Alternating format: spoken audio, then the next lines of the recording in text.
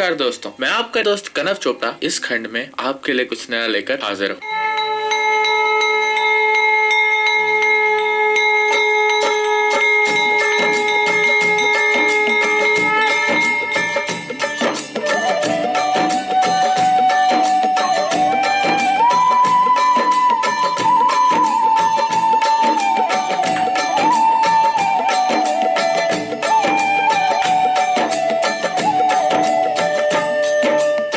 हिंदू धर्म में मान्यता रखने वालों के अनुसार माँ भगवती आदि शक्ति इस संपूर्ण संसार की शक्ति स्रोत है। इन्हीं की शक्ति से इस धरती पर सभी कार्य संपन्न होते हैं। माँ भगवती को प्रसन्न करने के लिए नवरात्रि के दिनों में माता आदि भवानी की पूजा करते हैं। हर वर्ष में 4 बार नवरात्रे आते हैं, जो कि चैत्र, आषाढ़, अश्विन और माघ मास में आते हैं। चैत्र और अश्विन मास में आने वाले नवरात्रों को प्रकट नवरात्रे कहते हैं, जबकि आषाढ़ और माघ महीने में आने वाले नवरात्रों को पुराणों में गुप्त नवरात्रे बताया गया है। नवरात्रि के प्रथम दिन घर के मंदिर में आसन पर बैठकर धरती माँ और अपने गुरुदेव और अपने ईश देव को नमन करने के बाद गणेश जी का आवाहन करें।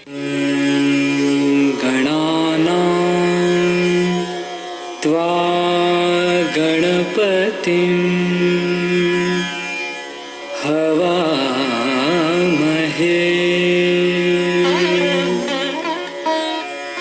कविं कवीनाम् उपमश्रवस्तमम्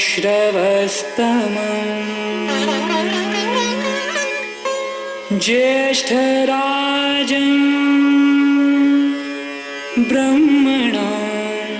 ब्रह्मणस्पत आन शृण्वन्नोतिभिः सीद सादनम्।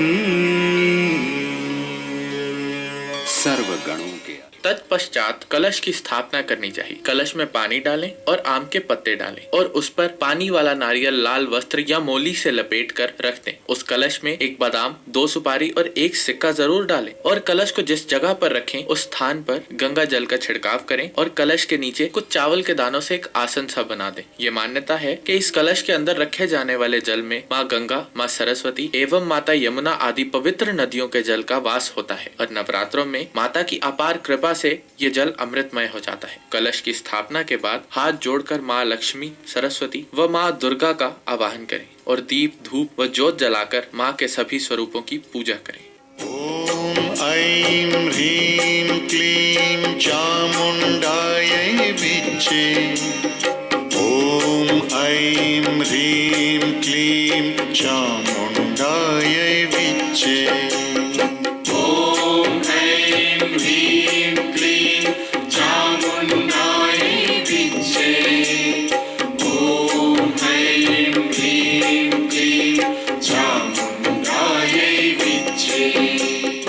नवरात्रि के इन 9 दिनों में माँ महाशक्ति के 9 रूपों की पूजा की जाती है। आइए दोस्तों, क्रमानुसार हर दिन के विषय में जानते हैं।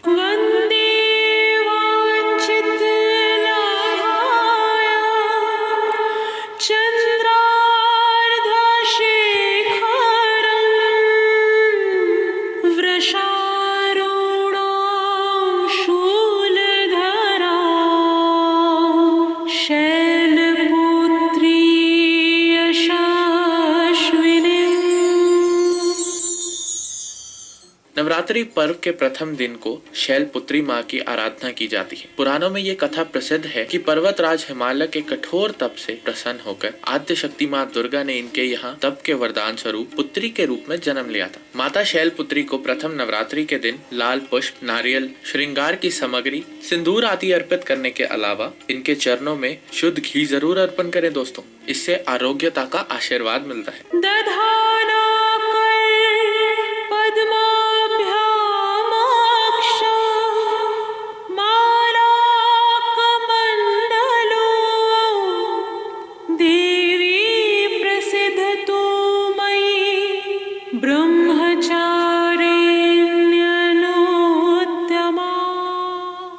नवरात्रि के दूसरे दिन माँ ब्रह्मचारिणी जी की पूजा की जाती है। भगवान शंकर को पति रूप में प्राप्त करने के लिए पार्वती माँ ने कठिन तपस्या की और इस तपस्या के प्रताप से तीनों लोग उनके समक्ष नतमस्तक हो गए। देवी का ये स्वरूप तपस्या के तेज से ज्योतिर्मय हो गया था। इनके दाहिने हाथ में मंत्र जापने की माला तथा बाएं हाथ में कमंडल होता है। माँ ब्रह्मचारिणी अपने भक्तों के कष्टों को दूर कर अभीष्ट कामनाओं को पूर्ण करती हैं। इस दिन माँ को सफेद पुष्प, सफेद रंग का व्यंजन और नारियल अर्पण करें। इस दिन खास तौर पर माँ को शक्कर का भोग लगाएं और प्रसाद के रूप में घर परिवार के सभी सदस्यों में बांट दें। इससे आयु में वृद्धि होती है। पिंडज प्रवरारूढ़ा चंड को पास्त्र कैरूता प्रसादं तनुते मह्यम चंद्रघंटेति विश्रुता।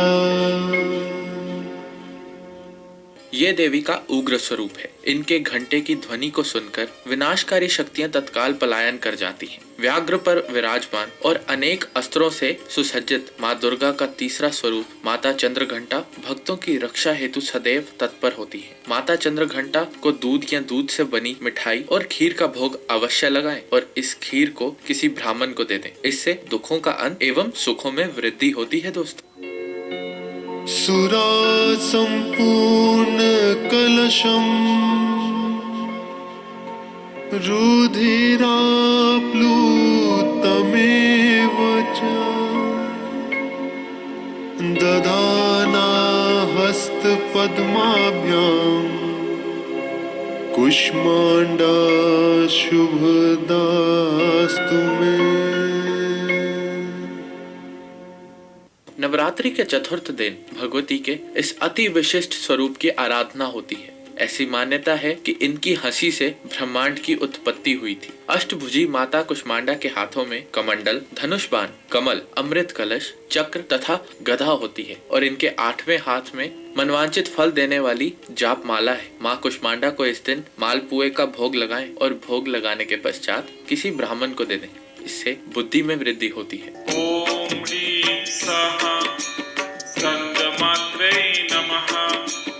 नवरात्रि की पंचमी तिथि को भगवती के 5वें स्वरूप की पूजा होती है। देवी के पुत्र कुमार कार्तिकेय हैं, जिन्हें वे गोद में लिए बैठी हैं। माता अपने भक्तों को शौर्य प्रदान करती है। माँ को इस दिन केले के फल का विशेष तौर से भोग लगाएं। इससे शरीर स्वस्थ रहता है। ओम ह्रीं श्रीं कात्यायने नमः।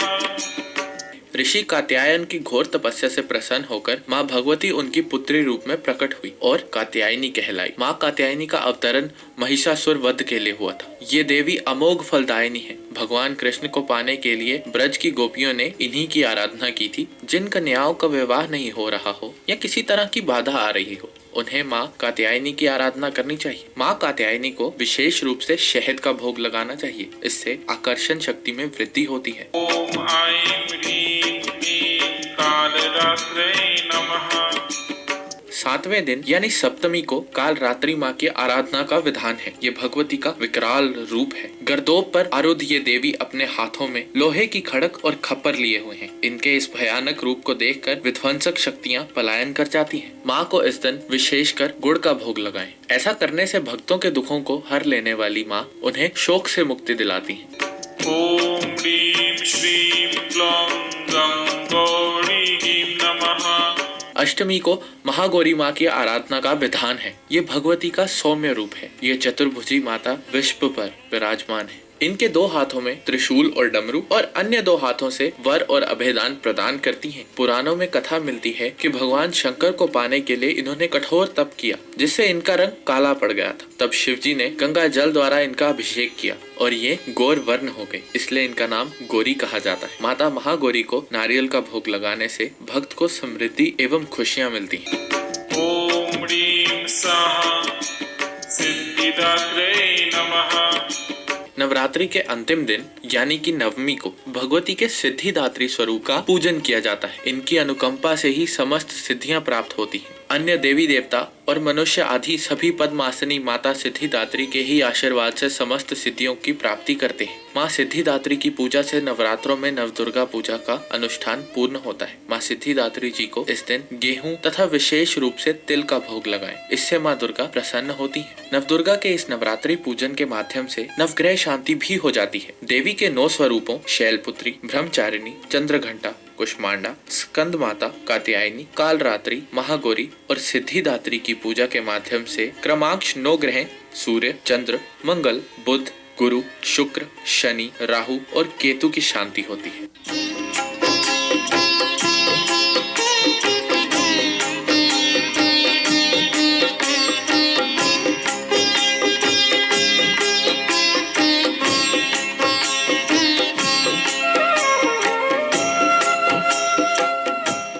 चैत्र के नवरात्रे में नवमी तिथि को राम नवमी भी कहा जाता है। राम नवमी हिंदुओं का प्रसिद्ध त्योहार है।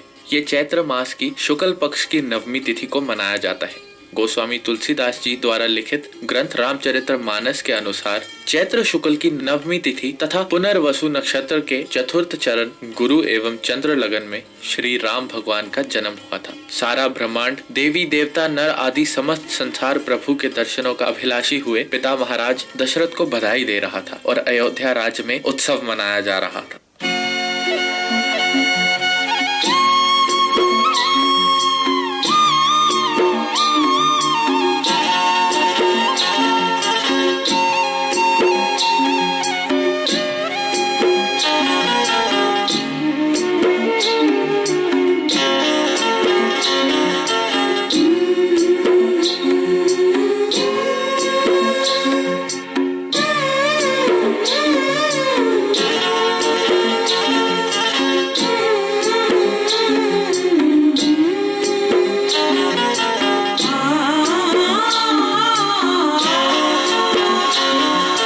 जन्मे राम रघुराई, अवध में बाजे बधाई। जन्मे राम रघुराई, अवध में बाजे बधाई।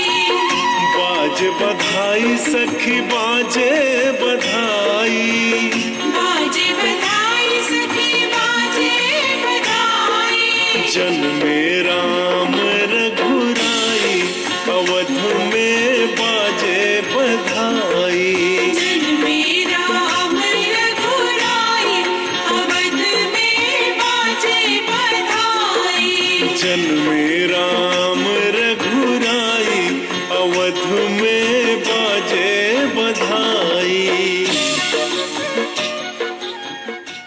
इस दिन से पहले अष्टमी से ही जम्मू का मशहूर बाहू किले में लगने वाला 2 दिवसीय मेला शुरू हो जाता है। रामनवमी से एक दिन पहले ही मंदिरों में तैयारियां होना शुरू हो जाती हैं। जम्मू में विशेष रूप से रघुनाथ मंदिर में रामनवमी का पर्व बड़ी धूमधाम से मनाया जाता है। इस दिन से एक दिन पहले जम्मू और भारत के विभिन्न शहरों में झांकियां निकाली जाती हैं। जम्मू के दीवान मंदिर की झांकी एवं जम्मू की विभिन्न संस्थाओं की और स्कूली छात्रों से सजी झांकी का सभी इंतजार करते हैं और उस दिन सारा जम्मू राम भगवान और माता आद भवानी के जयकारों से गूंज उठता है। और अष्टमी और नवमी तिथि को अपने अपने रस्मों रिवाजों के अनुसार लोग कन्या पूजन कर माता की साख को प्रवाहित करते हैं। भारत के सभी राज्यों व शहरों में नवरात्रि के दिनों में एक अनोखा ही उत्सव देखने को मिलता है।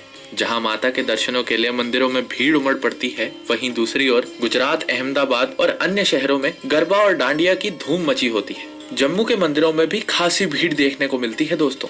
यहाँ के बावे वाली माता के दर्शनों को पाने के लिए कई देर लाइन में खड़े रहकर माता के जयकारे लगाकर भक्त इंतजार करते रहते हैं। माता वैष्णो के दर्शनों के लिए असंख्य श्रद्धालु देश विदेश के कोने कोने से माता के अद्भुत दर्शनों को प्राप्त करने के लिए दूर दूर से परिवार सहित यहाँ आते हैं। इन प्रमुख मंदिरों के अलावा चीची माता, सुकराला माता, पक्काडंगा में स्थित महालक्ष्मी मंदिर और मचेल माता के मंदिर में खासी भीड़ देखने को मिलती है दोस्तों। माता आद भवानी से ये हम कामना करते हैं कि भक्तों के लिए उज्जवल संभावनाएं लेकर आए। ईश्वर सभी को सद्बुद्धि दे ताकि कोई भी व्यक्ति कुमार्ग पर ना चलकर सन्मार्ग पर चले। माँ के आशीर्वाद से अपना जीवन उज्जवल बनाए।